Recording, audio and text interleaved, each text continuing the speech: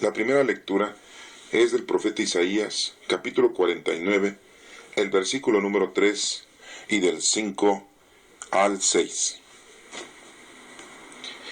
Me dijo: Israel, tú eres mi siervo, en ti mostraré glorioso. He recibido honor delante del Señor mi Dios, pues Él ha sido mi fuerza, el Señor que me formó desde el seno de mi padre, de mi madre, para que fuera su siervo, para hacer que Israel, el pueblo de Jacob, se vuelva y se una a Él.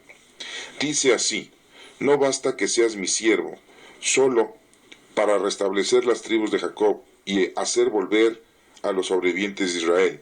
Yo haré que seas la luz de las naciones, para que lleves mi salvación hasta las partes más lejanas de la tierra. Palabra de Dios, te alabamos, Señor. Pasemos al Evangelio. Escuchemos la lectura del Evangelio de San Juan, capítulo 1, del 29 al 34. Jesús, el Cordero de Dios. Al día siguiente, Juan vio a Jesús que se acercaba a él y dijo: miren, este es el Cordero de Dios que quita el pecado del mundo. A él me refería yo cuando dije: después de mí viene uno que es más importante que yo, porque existía antes que yo. Yo mismo no sabía quién era, pero he venido bautizando con agua precisamente para que el pueblo de Israel lo conozca. Juan también declaró: he visto al Espíritu Santo bajar del cielo como una paloma y reposar sobre él. Yo todavía no sabía quién era, pero el que me envió a bautizar con agua me dijo: aquel sobre quien veas que el Espíritu baja y reposa, es el que bautiza con el Espíritu Santo. Yo ya lo he visto y soy testigo de que es el Hijo de Dios. Palabra de Dios. Honor y gloria a ti, Señor Jesús. Pasemos a la tercera lectura, que es la carta de Pablo a los Corintios. Es la primera carta de los Corintios, capítulo 1, del 1 al 3. Yo, Pablo, he sido llamado por la voluntad de Dios a ser apóstol de Jesucristo, junto con el hermano Sóstenes. Escribo esta carta a los hermanos de la Iglesia de Dios que están en la ciudad de Corinto, los que en Cristo Jesús han sido consagrados a Dios y llamados a formar parte de su pueblo, junto con todos los que en todas partes invocan el nombre de nuestro Señor Jesucristo, Señor nuestro y de ellos. Que Dios nuestro Padre y el Señor Jesucristo derramen sobre ustedes su gracia y su paz. Palabra de Dios. Te alabamos, Señor.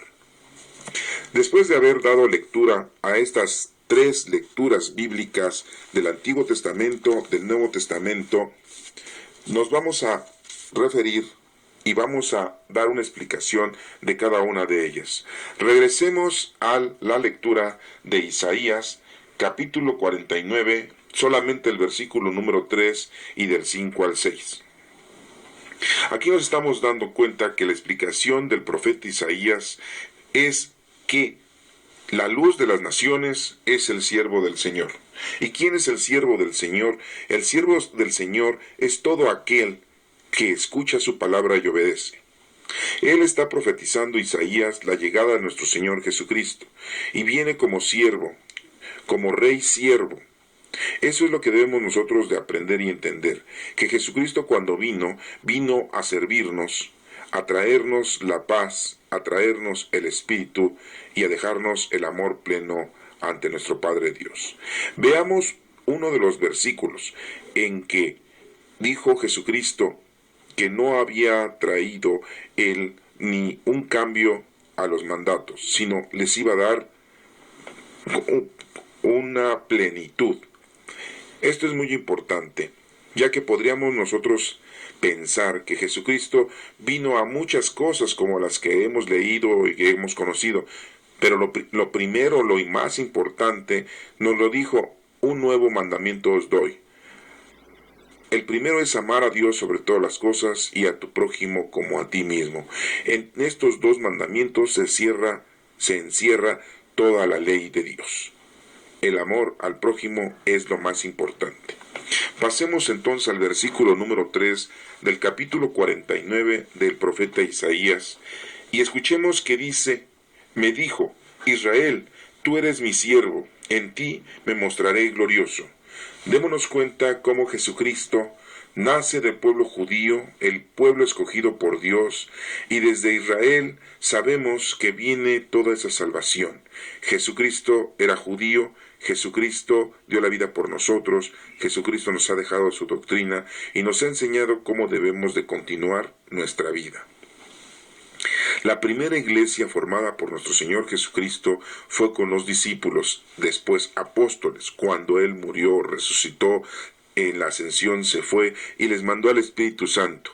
Ellos dejaron de ser discípulos porque ya no estaban aprendiendo, ahora eran enviados, eso quiere decir apóstol, un enviado, y eran enviados para llevar esa palabra de Dios, esa doctrina a los demás, esa enseñanza de salvación al mundo entero. Todos los discípulos que después fueron apóstoles eran judíos, ninguno era de otra raza. Entonces démonos cuenta cómo la Iglesia Católica en su inicio fue de puros judíos y después se fue generando y extendiendo a todos los países del planeta. Vemos como dice aquí muy claro: Israel, tú eres mi siervo, porque de ahí iba a salir un siervo que es nuestro Señor Jesucristo, en ti me mostraré glorioso. Y se muestra glorioso con ellos, ya que es el pueblo elegido por nuestro Padre Dios.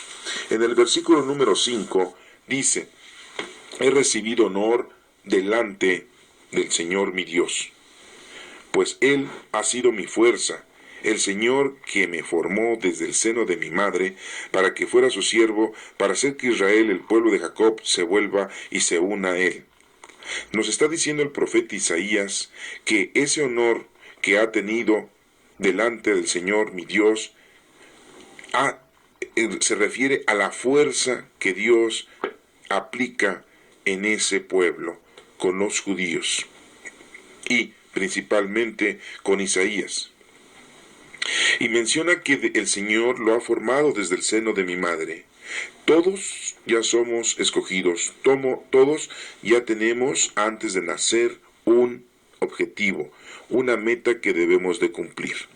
Ese don del Espíritu Santo que nos ayuda a ir cumpliendo con lo que el Señor ya nos ha destinado desde antes de que naciéramos. Eso es importante que lo conozcamos. Si así fue con Jesucristo, así es con nosotros. Y lo está profetizando Isaías. Todos ya tenemos un objetivo, una meta antes de nacer. Por eso dice: el Señor que me formó desde el seno de mi madre, para que fuera su siervo, para hacer que Israel, el pueblo de Jacob, se vuelva y se una a Él. ¿Por qué? Porque estaban dispersos, porque estaban ignorantes, porque estaban en pecado, porque estaban muy alejados de las cosas del Señor y de su propia palabra. Hemos visto en otros evangelios en los que nos damos cuenta que no todos los judíos tenían conocimiento de la palabra de Dios, pero sí bastantes lo hacían y muchos de ellos eran muy radicales. Aquí muy claramente nos menciona que desde antes de que naciéramos ya el Señor nos tiene preparado nuestro camino y el Señor es nuestra fuerza para que podamos nosotros seguir adelante, y lo está diciendo aquí para que Israel se una. Entonces nuestro trabajo no es la desunión, no es la dispersión, nuestro trabajo es la unión, nuestro trabajo es el que podamos nosotros acercar a aquel que está alejado de Dios para que se vuelva a Él. Esa es una de nuestras finalidades y de nuestros trabajos que tenemos, que encierra varias cosas, pero aquí lo más importante es entender que si tú llevas la palabra, lo principal es acercarlo a nuestro Padre Dios, acercarlo a su divinidad y a sus potestades. Eso es lo principal que debemos de hacer a la gente que se ha alejado, a la gente que está distante con el Señor. En el número 6 dice: no basta que seas mi siervo, solo para restablecer las tribus de Jacob y hacer volver a los sobrevivientes de Israel Yo haré que seas luz de las naciones, para que lleves mi salvación hasta las partes más lejanas de la tierra. Eso se lo está diciendo Dios a Isaías, pero Isaías lo está profetizando, ya que Jesucristo es aquella luz de las naciones y que lleva la salvación hasta las partes más lejanas de la tierra, como ya lo hemos visto. Hay más de 200 países en el mundo en los que la palabra de Dios se lleva en la prédica. Debemos de entender también que bien claro lo dice, que no solamente lo está haciendo a él un profeta, o no solamente a Jesucristo ha venido para los de Israel, para los judíos, sino para todos los demás. Léanlo muy bien en el versículo número 6 y dice, y hacer volver a los sobrevivientes de Israel, yo haré que seas luz de las naciones, de todas las naciones. Jesucristo es la luz de todas las naciones. De hecho, los católicos decimos por ahí que la luz es Cristo. Hasta esa frase la hemos puesto en nuestras mentes y en nuestras prédicas, para que lleves mi salvación hasta las partes más lejanas de la tierra. Entonces nos estamos dando cuenta cómo el profeta Isaías está hablando de él, pero está profetizando a nuestro Señor Jesucristo y nos está invitando a que todos nosotros también hagamos lo mismo. Ya el Señor nos conoce desde antes de nacer. ¿Cuál es nuestro servicio, nuestro trabajo?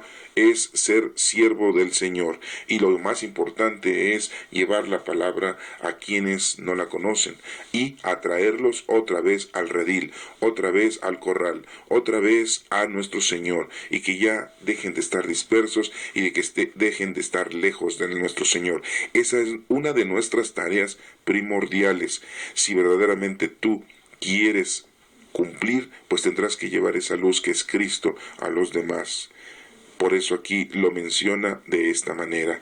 Vemos cómo Isaías nos está invitando a que nosotros nos pongamos a trabajar. Pero veamos cómo se cumple esta profecía en el Evangelio que ya tenemos ahorita aquí y que ya le hemos dado lectura en la de Juan, capítulo número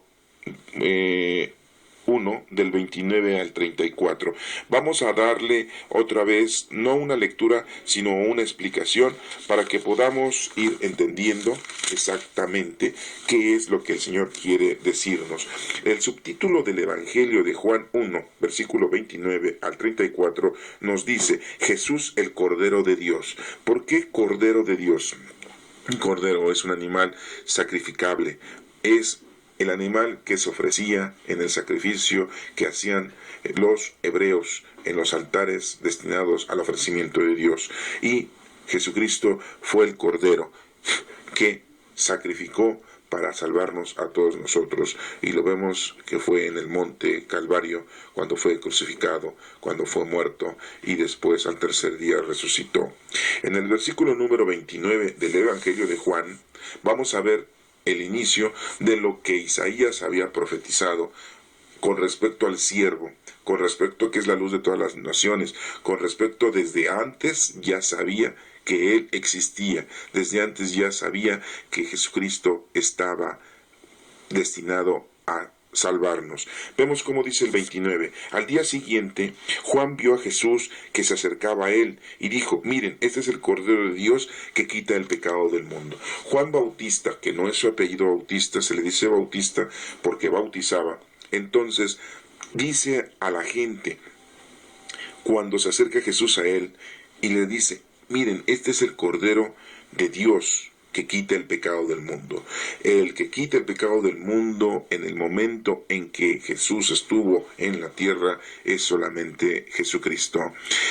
Lo vemos como lo critican cuando Él hace milagros, cuando le devuelve la vista a los ciegos, cuando le devuelve el poder caminar a aquel tullido, aquel paralítico, cuando es llevado a la casa de Pedro y que le dicen que lo ayude y que lo bajan desde una azotea.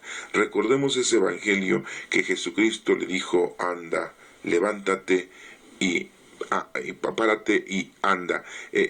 Hace el milagro de que ese hombre se ponga de pie y pueda empezar a caminar. Y muchos lo empezaron a criticar de cómo era posible que hiciera esos milagros, y muchos pensaban que lo estaba haciendo con el poder del maligno, y pues sería de risa pensar que un hombre hablando de Dios también estuviera haciendo milagros con poder del maligno.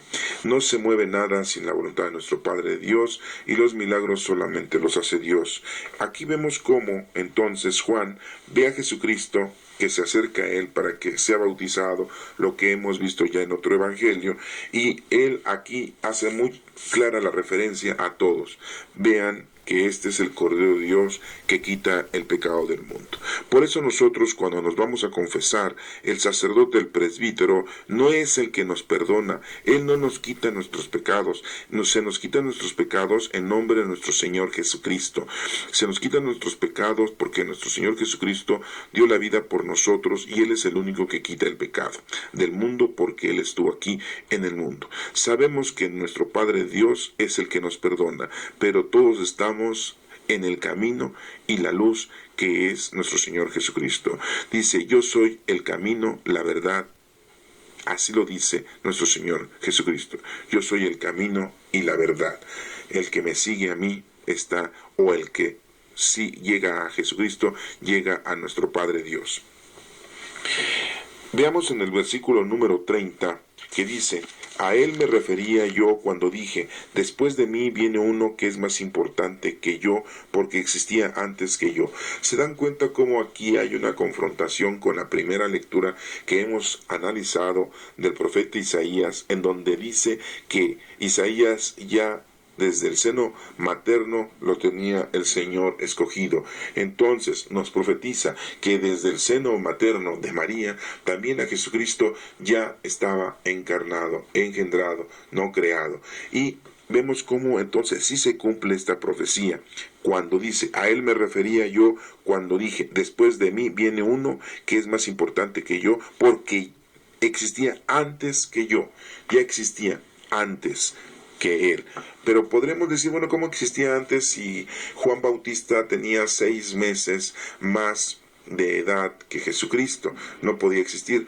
Pues sí, porque él no está hablando de una edad mundana. Él está hablando de que nuestro Señor Jesucristo, antes de que llegara a ser un hombre, el Hijo de Dios, aquí él ya era Dios Hijo, ya existía. Por eso Juan se refiere a ese dato. Es muy importante irlo aclarando, ya que nos podríamos confundir próximamente.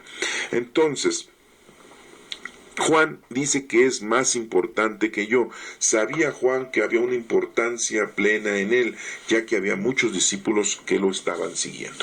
Muchos discípulos que estaban aprendiendo de él. ¿Qué es lo que estaban aprendiendo de él? El arrepentimiento, principalmente. ¿Y qué otra cosa estaban recibiendo los discípulos de Juan el Bautista, o toda la gente que se acercaba a él? Estaba recibiendo el bautismo con agua en el río Jordán. Y lo primero que les decía: arrepiéntete de tus pecados, reconcíliate con el Señor. Y entonces se cumple la profecía de la primera lectura, en donde el objetivo principal era reunirlos, era reconciliarlos, era acercarlos una vez más al Señor, a nuestro Padre Dios. Por eso se va cumpliendo la profecía de Isaías que acabamos de leer en la primera parte. Y vemos cómo aquí les dice que después de mí viene uno que es más importante que yo, ya que Juan el Bautista los bautizaba con agua. En el número 31 dice: yo mismo no sabía quién era. Muy claramente Juan está diciendo: yo no sabía quién era. Por lo tanto, aquí hacen una referencia muy importante para que queden aclaradas todas esas dudas que tenemos acerca de la infancia de Jesucristo, o de antes de los 30 años, a qué se dedicaba y qué hacía Jesucristo. Y todas esas historias vanas, fuera del lugar, que empiezan a inventar cosas de nuestro Señor Jesucristo que hacía antes de los 30 años. Si Juan el Bautista, siendo su primo y conviviendo con Jesucristo, no sabía que Jesucristo era el Hijo de Dios, era el más importante que él, era el Cordero de Dios, ¿cómo es posible que en ese momento él lo haya sabido? Sabemos que Juan el Bautista fue iluminado por el Espíritu Santo para poder decir esto, y antes de que esto sucediera, él no sabía que Jesucristo fuera el Cordero de Dios. Entonces nos damos cuenta que nadie lo sabía. En ese momento se está aclarando a la edad de los 30 años. Juan el Bautista lo está comunicando, se lo está diciendo a la gente, que mismo en el 31, en el versículo 31 dice: yo mismo no sabía quién era, pero he venido bautizando con agua, precisamente para que el pueblo de Israel lo conozca. Primero se tenían que bautizar con agua. ¿Por qué tenían que hacer este sacramento del bautismo? ¿O por qué se inventó este sacramento del bautismo utilizando el agua? El agua es pura, es clara, es transparente, inolora, insabora. El agua es algo que está en el globo terráqueo. El agua es la vida. Si no hubiese agua, no existiría la vida en el planeta. Nosotros estamos constituidos más del 75% de agua. El otro 25% somos materia. Somos más agua que materia. El globo terráqueo es más agua, hay más mar que tierra. Por lo tanto, nos debemos dar cuenta que Dios ha ocupado el agua, que es la vida, el agua que nos da vida a cada uno de nosotros. Sin agua no pudiéramos vivir.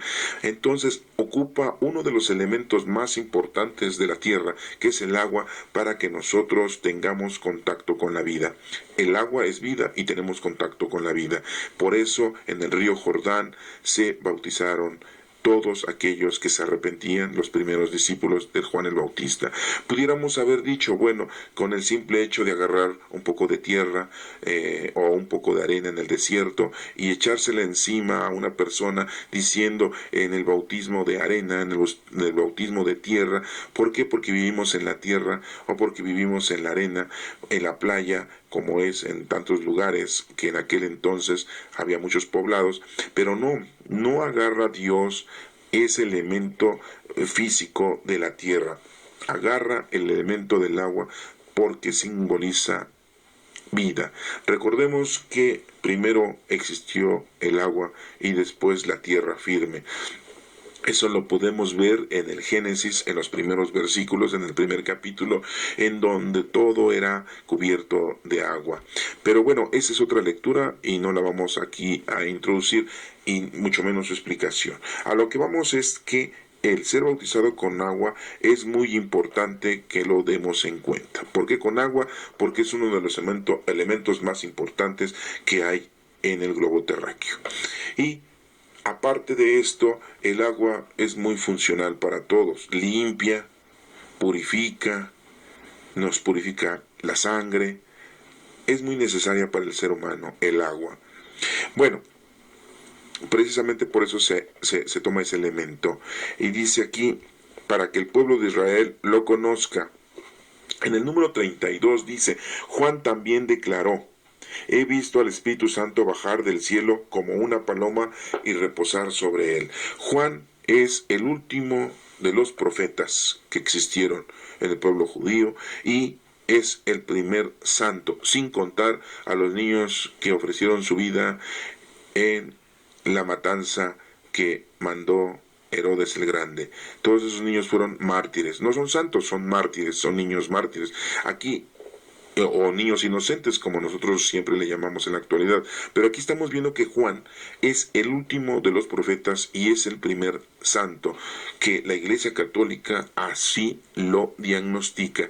En la Sagrada Escritura no nos está diciendo esto, pero vemos como si es un profeta, porque está profetizando, al igual que Isaías. Pero vemos también que es el primer santo, ya que después de que Jesucristo empieza su vida pública, como vulgarmente le decimos, empieza a enseñarnos su doctrina a la edad de los 30 años, después de ser bautizado por Juan. Entonces Juan es aprendido y le han cortado la cabeza. Esa historia por ahí aparece en uno de los capítulos y versículos de este evangelio, pero tampoco vamos a remontarnos a eso, sino que solamente hacemos referencia de que es uno de los primeros que muere, y la Iglesia Católica lo toma como el primer santo, San Juan Bautista. Y vemos cómo es el último profeta que está llevando a cabo la profecía de antes de la llegada de nuestro Señor Jesucristo. Y pues aquí vemos que antes de que Jesucristo empezara a predicar, fue bautizado por Juan. Entonces, por eso nos damos cuenta que es el último profeta judío. Y dice aquí que he visto al Espíritu Santo bajar del cielo como una paloma. Ya lo hemos visto en otras lecturas que Juan ahora aquí da testimonio de que el Espíritu Santo, el Espíritu de Dios, la fuerza, los dones, bajan, la divinidad, bajan hacia Jesucristo, y en ese momento él se da cuenta de que Jesucristo, por lo tanto, es el Cordero de Dios, y se da cuenta que a pesar de que es su primo, a pesar de que Jesucristo había llevado una vida normal, una vida pasiva, no activa ante las cosas del Señor, es el Cordero de Dios que quita el pecado del mundo, así lo dice. Y de hecho así lo repetimos nosotros en la Santa Misa, cuando el sacerdote pone las manos encima de el pan o la hostia, encima de la copa donde contiene el vino, y se toca la campana, es la consagración, así le decimos, y nos hincamos, que es la única vez que nos debemos de hincar en la Santa Misa, no en ninguna otra, no para persinar, tampoco para santiguarnos, no nos debemos de estar hincando en todas las partes de la iglesia, solamente en la consagración, en la misa. Y muy claramente el presbítero pronuncia unas palabras y dice: este es el Cordero de Dios que quita el pecado del mundo. Dichosos los invitados a la cena del Señor. Señor, así decimos: yo no soy digno de que vengas a mí, con una palabra tuya bastará para sanar mi alma. Son palabras y son frases que son sacadas de la Sagrada Escritura. Y aquí nos estamos dando cuenta que Jesús es el Cordero de Dios que quita el pecado del mundo. Y bueno, aquí Juan queda como testigo de que el Espíritu Santo baja del cielo y se posa en nuestro Señor Jesucristo, y desde ese momento Jesucristo empieza a predicar su doctrina a la edad de los 30 años, no antes. Todo lo que se diga que Jesucristo hizo antes es falso. Todo lo que se diga que Jesucristo de niño hacía milagros y tenía una trayectoria X es falso. Hay muchos libros que cuentan muchas anécdotas, muchas historietas con respecto a Jesucristo, con respecto a sus amigos con los que convivía Jesucristo, y que ponen como amigos a algunos discípulos y de hecho a Judas Iscariote, y que pues nunca se llevó bien con él, que siempre era antagonista de él, que siempre tenía problemas con él, y que Jesucristo usaba su fuerza divina para estar haciendo correcciones, etcétera, etcétera, o milagritos, como vulgarmente le dicen. Todo eso es falso. Lo pasan en películas, lo pasan en revistas, lo pasan en programas televisivos. Tengamos mucho cuidado de todo lo que veamos, porque todo eso es falso y nos puede distraer. Pero conociendo verdaderamente la palabra de Dios, nos damos cuenta que todo eso es pura falsedad y puro entretenimiento. Que a lo mejor está muy bonito si así hubiera sido, o a lo mejor estaba feo si así hubiera sido, pero simple y llanamente eso no existió. Aquí muy claramente dice Juan: yo soy testigo que el Espíritu Santo baja sobre Jesucristo en forma de una paloma y se posa sobre él. Y desde ese momento Jesucristo empieza su vida pública, que así le decimos, empieza a predicar su doctrina, y los discípulos de Juan del Bautista, algunos siguen a Jesucristo, y que después fueron los discípulos de Jesús, que después fueron los apóstoles de Jesús. No les digo que todos, pero sí algunos. Ya después nos tocará una lectura para ver quiénes son algunos de ellos, pero por el momento solamente les explico que discípulos de Juan del Bautista, ya preparados, ya arrepentidos, ya bautizados con agua, empiezan a seguir a Jesucristo. ¿Cuál era la finalidad de nuestro Señor Jesucristo? Ser siervo. Y volvemos a remontarnos a la primera lectura de Isaías, en donde dice que hay que ser siervo, hay que llevar luz a los demás, que es Cristo, que es la verdad, el camino, la verdad y la vida, que es Jesucristo. Él es la única puerta, no hay otra puerta, no hay ventanitas, es Jesucristo el único al que nos debemos nosotros de remitir. En el número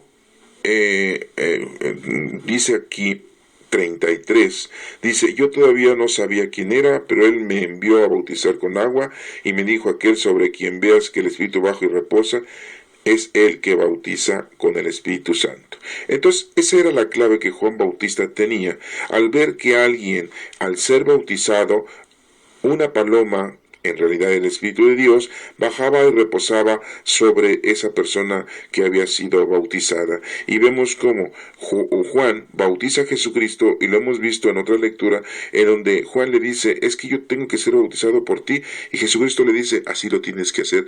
Pues ¿para qué? Para que nosotros lo hagamos. Por eso nosotros, el sacramento más importante que Jesucristo ha instituido es el sacramento del bautismo, porque de esa manera recibimos nosotros al Espíritu Santo.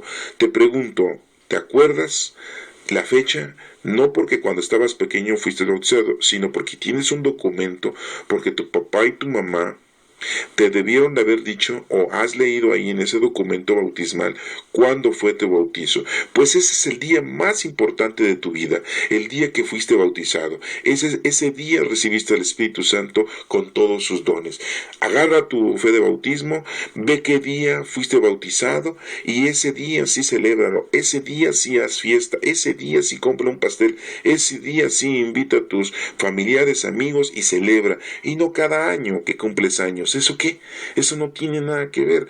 No tiene caso estar celebrando las fiestas civiles que el gobierno nos está disponiendo. Una noche mexicana, ¿sí? Que en septiembre, que en julio para los de Estados Unidos, ¿sí? El día de su independencia. Y vemos que también está que en octubre, o el día de la raza principalmente, el 12 de octubre, algunos otros el 18 de marzo, la expropiación petrolera. Y algunos otros en Estados Unidos celebran muchas fiestas que supuestamente, pues por ejemplo el 5 de mayo, celebran que porque es la batalla de Puebla en contra de los franceses y que los mexicanos con los Zacapuastlas pudieron derrotar al gran guerrero que era el batallón francés. Y hacemos fiestas vanas, fiestas increíbles. La fiesta más importante a la que tú debes de llevar y que cada año debes celebrar no es el día de tu cumpleaños, no es el día de tu santo, no es el día de las madres, no es el día de la Virgen de Guadalupe, no es el día que te haya dicho el gobierno que celebres, el día de los abuelos, no, el día de los compadres, no. El día más importante que debemos de darle mucho, pero mucha eficacia, es el día que fuiste bautizado, porque ese día recibiste al Espíritu Santo. ¿No sabes qué día fue? Busca tu fe de bautismo, ve la fecha y ese día es muy importante porque ese día recibiste al Espíritu Santo. Y aquí lo estamos viendo cómo el Espíritu Santo se posa sobre nuestro Señor Jesucristo, baja una paloma, el Espíritu Santo baja como una paloma y Juan se da cuenta de que entonces su primo, Jesucristo, el de Nazaret, entonces Él es el Cordero de Dios que quita el pecado del mundo. Y si nosotros ya recibimos el Espíritu Santo, es el mismo Espíritu Santo que tenía Jesucristo, es el mismo, tenemos los mismos dones, por lo tanto tenemos que ponernos a trabajar. Y el primer trabajo, como decía en la primera lectura de Isaías, en esa profecía, es reunir, reconciliar, atraer, llevar la palabra a los demás y que se reanimen y se conviertan a nuestro Padre Dios. Ese es uno de los primeros objetivos y metas que tenemos nosotros como verdaderos discípulos, como verdaderos apóstoles, como tú quieras llamar. Pero ese es uno de los primeros trabajos que tienes. Lo estás haciendo, qué bueno. No lo has hecho, comienza a hacerlo. No lo quieres hacer, entonces no eres discípulo de Cristo, no eres discípulo de Dios, no eres verdaderamente el Hijo de Dios. Aunque tengas el Espíritu Santo, estás guardando ese don, lo estás escondiendo, no te quieres poner a trabajar y se te quitará ese don, se te quitará ese talento y entonces te echarán al fuego de la ajena eterna. Aguas. Y veamos cómo aquí en el versículo número 34 termina el Evangelio de Juan diciendo: yo ya lo he visto y soy testigo de que es el Hijo de Dios. Juan da testimonio de haber bautizado a Jesucristo para que lo hagamos también. Juan se ha dado cuenta de que Él es el Cordero de Dios, Jesucristo es el Hijo de Dios. No hay duda para todos aquellos que no creen que nuestro Señor Jesucristo es el Salvador del mundo, que muchos judíos en la actualidad no creen y mucha otra gente no cree y se burlan de nuestro Señor Jesucristo, de sus frases, de su evangelio, hacen chistes groseros, etcétera, etcétera. Y vemos cómo aquí Juan es el testigo y dice, yo lo he visto, es el Hijo de Dios. Entonces, que quede muy claro que nosotros debemos de hacer lo que nos está pidiendo el profeta Isaías. Repito, ser siervos, llevar a cabo el evangelio, atraer a los que se han dispersado ante Dios, ser esa luz y no solamente a nuestra familia. Así como Jesucristo es a todas las naciones, a todos los confines de la tierra, pues nosotros a todos, a quien se nos pare enfrente, a quien se acerque hacia nosotros. Pero vamos a leer ahora la última lectura que es, o vamos a analizar la última lectura que es la de Corintios, la primera carta de los Corintios, capítulo 1, del versículo del 1 al 3, para que podamos nosotros entonces darle término a esta lectura dominical, en la que el Antiguo Testamento es una profecía, el Evangelio se cumple, y cuál es nuestra postura y qué es lo que pasa con nosotros como cristianos, como hijos de Dios. Veamos aquí en el versículo número 1 del capítulo 1 de la primera carta de Corintios. Dice, habla Pablo y dice, yo Pablo he sido llamado por la voluntad de Dios a ser apóstol de Jesucristo junto con el hermano Sóstenes. Pablo lo remite. Pablo dice, yo he sido llamado. Entonces volvemos a ratificar. Antes de que naciéramos, ya Dios nos había escogido y ya teníamos un objetivo. Así lo dijo el profeta Isaías y vemos cómo en Jesucristo es. Y Pablo aquí lo refiere. Pablo dice, he sido llamado por la voluntad de Dios a ser apóstol de Jesucristo, junto con el hermano Sóstenes, otro de los discípulos. Después en el versículo 2 dice, escribo esta carta a los hermanos de la iglesia de Dios que están en la ciudad de Corinto. Pablo escribe, está empezando a evangelizar, está empezando a transmitir la doctrina de nuestro Señor Jesucristo. En aquel entonces lo hace con papel y lápiz, y también lo hace en su prédica. Pablo comienza a predicar. Entonces nos damos cuenta que Pablo también es un siervo. Pablo principalmente está llevando la palabra de Dios a los demás. Entonces nos damos cuenta cómo sí está cumpliendo la profecía de Isaías, sí está cumpliendo lo que Jesús está pidiendo. Y por eso dice, escribo esta carta a los hermanos de la iglesia de Dios que están en la ciudad de Corinto.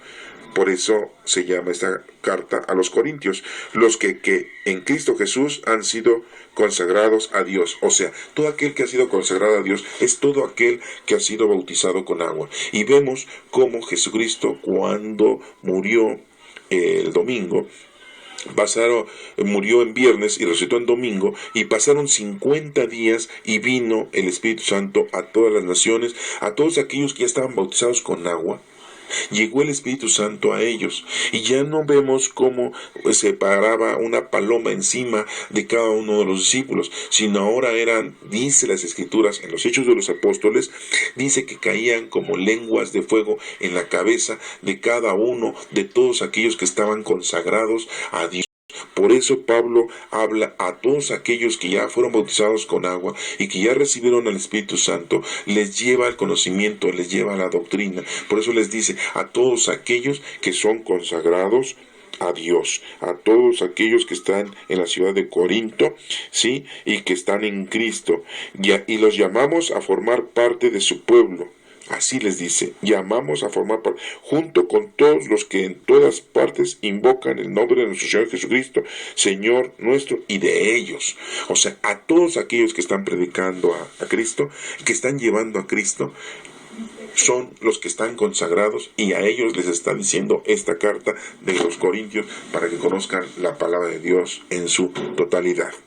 Y vemos en el versículo número 3 que dice que Dios nuestro Padre y el Señor Jesucristo, habla de las dos divinas personas, nuestro Padre y de nuestro Señor Jesucristo, derramen sobre ustedes su gracia y su paz. Que nuestro Padre Dios y nuestro Señor Jesucristo nos derramen esa paz y esa gracia. Y esa paz y esa gracia derramada es ese Espíritu Santo que llega a nosotros. Entonces Pablo está haciendo referencia a la Santísima Trinidad, a nuestro Padre Dios, a nuestro Señor Jesucristo y al Espíritu Santo. Recordemos que decimos una frase muy clara: nuestro Padre Creador, nuestro Señor Jesucristo Salvador y el Espíritu Santo Santificador. El único camino es Cristo. Y para llegar al Padre tenemos que ir por medio de Cristo. Pero para que Jesucristo, lleguemos a Cristo, para que podamos trabajar y podamos cumplir con lo que Dios Padre y Jesucristo nos ha explicado, pues tenemos al Espíritu Santo. Si nosotros no dejamos que el Espíritu Santo hable, que el Espíritu Santo nos mueva, que el Espíritu Santo encienda su fuego dentro de nosotros, no vamos a lograr llegar a nuestra meta, no vamos a llegar a nuestro objetivo. Y nuestro objetivo es ser siervos de nuestro Señor Jesucristo. No somos siervos de la sociedad, no somos siervos de lo mundano, no somos siervos del dinero, no somos siervos de las distracciones y de los gustos mundanos y corporales. Somos siervos de nuestro Señor Padre, somos siervos de Él. Él es que nos está diciendo qué es lo que tenemos que hacer. En un evangelio muy claramente, Jesucristo dice: al César lo del César y a Dios lo de Dios, porque las dos cosas las tenemos y deben de estar niveladas. Hasta en eso es una humildad muy grande, porque Dios hubiera dicho: no, la balanza debe de estar más arriba en las cosas de Dios y las cosas de los hombres más abajo. No, dijo muy claramente niveladas: las cosas de los hombres a las cosas de los hombres y las cosas de Dios a las cosas de Dios. Entonces, con total humildad, nuestro Señor Jesucristo nos está diciendo cómo podemos llegar a cumplir lo que nos está pidiendo. ¿Y qué es lo que nos está pidiendo? Cumplir con nuestro trabajo, llevar a cabo nuestra obra en esta vida. Y recapacitemos: nuestro Padre Dios nos ha creado, pero no por una banalidad o una exigencia o un gusto leve. No. Verdaderamente el Señor nos ha creado porque Él nos tiene un aprecio muy grande. Él sabe que sí podemos hacerlo. Y nuestro Señor Jesucristo nos ha ayudado salvándonos y dejándonos principalmente esa fuerza con sus dones, que es el Espíritu Santo. Estas tres lecturas que estamos leyendo en el segundo domingo ordinario del próximo domingo, que vamos a escuchar en la misa dominical, nos está refiriendo a algo importante. Somos escogidos como Jesucristo, somos siervos, tenemos la luz que es el Espíritu Santo, estamos llenos de ese Espíritu Santo, tenemos los dones, nos tenemos que poner a trabajar. Yo creo que está muy claro todo. El profeta Isaías lo llevó a cabo con él y con su profecía, refiriéndose a nuestro Señor Jesucristo. Llega Jesucristo y se cumple esa profecía. Jesucristo se va y nos deja el Espíritu Santo para que nosotros podamos cumplir con lo que nos corresponde. Si pensabas que no tenías ningún trabajo delante de nuestro Señor, estás equivocado. El Señor ya te ha dispuesto desde antes de que tú nacieras qué es lo que tienes que hacer. Bueno, pues estas lecturas que hemos leído hoy, espero que las tengamos en mente y podamos llevar a cabo nuestro trabajo en nombre de Dios.